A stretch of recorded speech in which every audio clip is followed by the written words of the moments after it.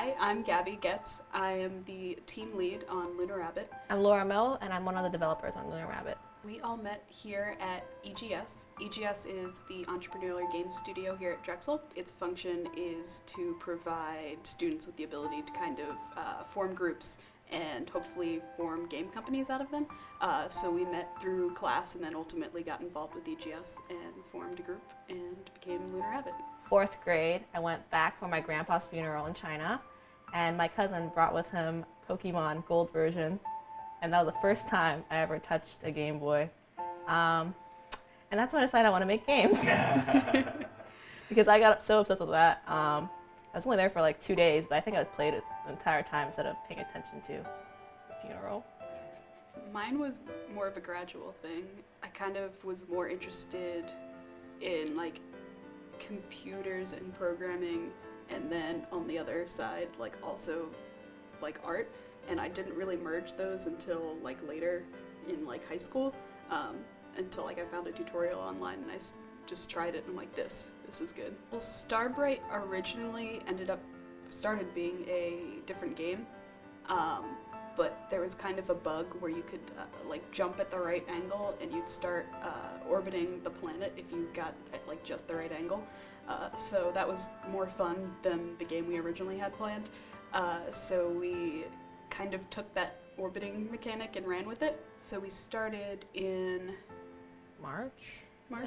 Yeah. And then we went to, this July, so a little bit more than a year. There was development, and then there was art and music, and that was all happening simultaneously.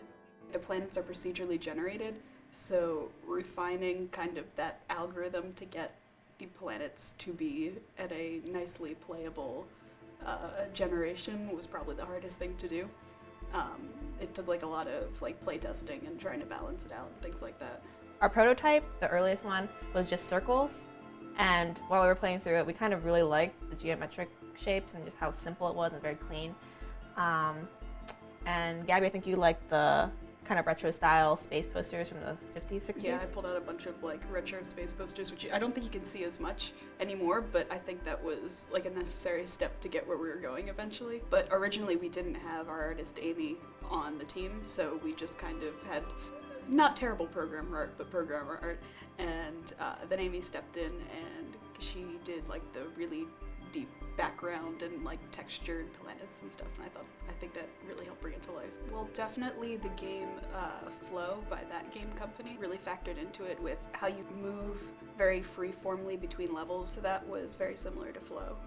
I also got a lot of comparisons to like Solar and Osmosis? Yeah. Osmosis. I never actually played those, but I assume they're similar. When you're working on it, it usually just feels like you're never gonna get it working properly. There's always something affects.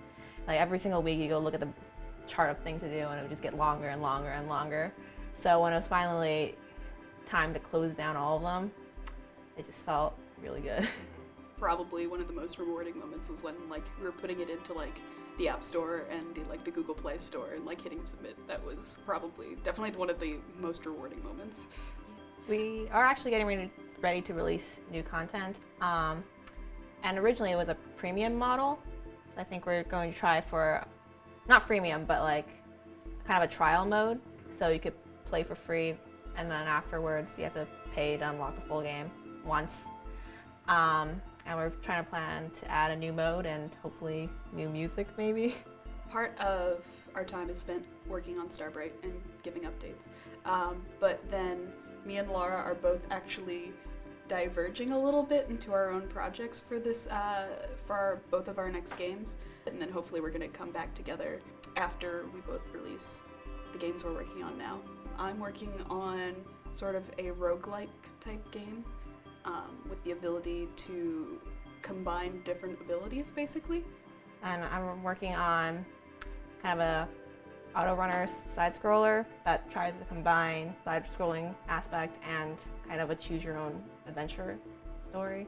EGS, a part of the Excite Center, is really supportive when it comes to the games that everyone's working on. They basically have a certain number of what they call incubator teams. These incubator teams give about 10 hours of work a week, and they provide resources to support them, mostly like monetary, and then basically have a producer who's a professor here at Drexel who checks in on us and sees like the progress and if we're having any issues or anything like that. So they're very supportive and very involved in the process.